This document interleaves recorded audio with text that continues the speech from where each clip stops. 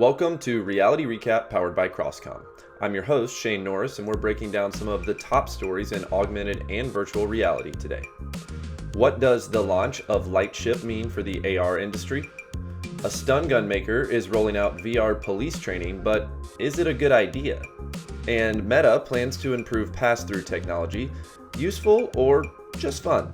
Stay with me to find out. First up, Niantic, the makers of Pokemon Go and other GPS-based AR games, officially launched their visual positioning system at their most recent Lightship Summit. Now, VPS for short, the platform lets users build on and add to their more than 30,000 markers around the world. At the summit, they also rolled out a new social platform to connect metaverse apps together. It's called Campfire. I like it. It's kind of comfortable feeling. The new pricing tier for their development tool called Eighth Wall, and their investment into two new metaverse ventures. Now, VPS plays a big role in localization of augmented reality by allowing developers to understand the position and orientation of their user and anchor AR content with precision. Now, this has our team at CrossComm pretty excited. It really seems like Niantic is the leading provider that actually understands the future of an augmented reality metaverse. And these tools will allow a lot of innovation and freedom and creativity to spark some new cool experiences and connect users across the world. It's also a good start for building the apps and software needed when the smart glasses hardware actually catches up.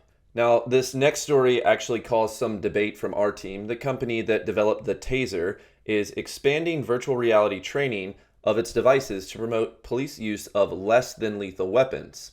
Axon's training kit uses headsets, wrist controllers, and officers' actual issued taser with a special virtual reality cartridge.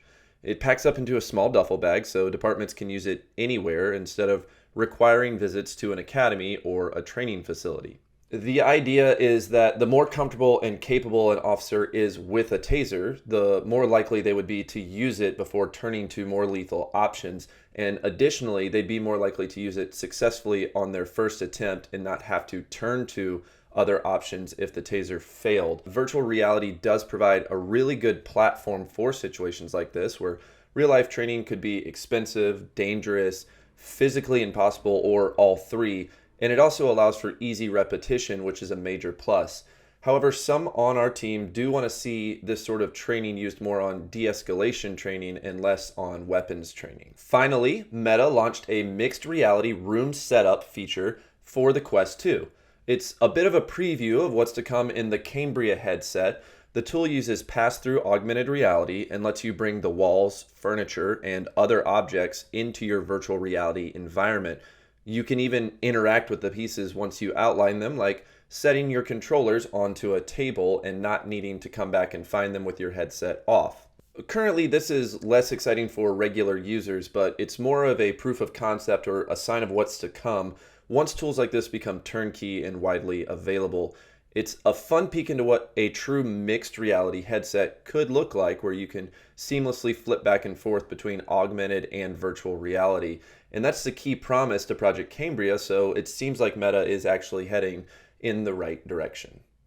All right, well, that wraps up this episode of Reality Recap powered by CrossComm. As always, if you enjoyed this episode or you want more content on emerging and immersive technology, just go ahead and like, comment, and mash that subscribe button. Be good, guys.